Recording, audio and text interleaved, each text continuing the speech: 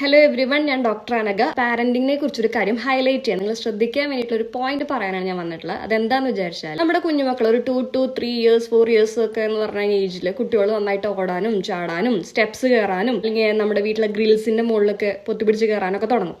അപ്പോൾ ആ സമയത്ത് നമ്മൾ അമ്മമാരെന്തെങ്കിലും വർക്ക് ആയിരിക്കും, കിച്ചണിൽ എന്തെങ്കിലും മറ്റു കുക്കിങ് കാര്യങ്ങളൊക്കെ ആയിരിക്കും. നമ്മൾ കുട്ടീനെ മുത്തശ്ശിയുടെ അടുത്തോ അല്ലെങ്കിൽ ബന്ധുക്കളുടെ അടുത്തോ മറ്റാരെങ്കിലും അടുത്ത് നോക്കാൻ ഏൽപ്പിച്ചിട്ടായിരിക്കും പോവുക.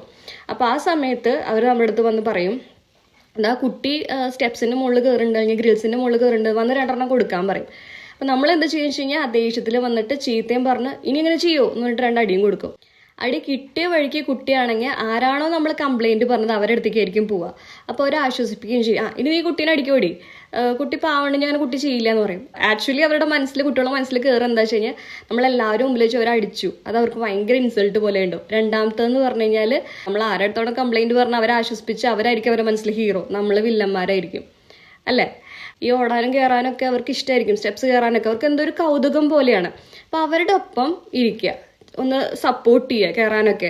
അപ്പം നമ്മുടെ സൂപ്പർവിഷനിൽ കുട്ടി അങ്ങനെ എന്താ ചെയ്താലും കുട്ടിക്ക് അപകടം സംഭവിക്കില്ല. നേരെ മറിച്ച് നമ്മൾ ചീത്ത പറയുന്ന സമയത്ത് നമ്മൾ ഇല്ലാണ്ടിരിക്കുമ്പോൾ അവർക്കത് റിപ്പീറ്റ് ചെയ്യാൻ തോന്നും. കുട്ടികൾക്കുള്ള വാശി, ദേഷ്യം, കുഞ്ഞു കുഞ്ഞു ട്രോമാസ് ഒക്കെ നമ്മളായിട്ട് ഡേ ടു ഡേ ലൈഫിൽ ഉണ്ടാക്കി വെക്കണം, നമുക്ക് മാറ്റാനും നോക്കാൻ പറ്റും. അപ്പോൾ നമ്മൾ ഓരോ പാരൻസും വിചാരിക്കണം അവരുടെ ലൈഫിൽ ഹീറോ ആവണോ അതോ വില്ലൻ ആവണോ എന്ന്.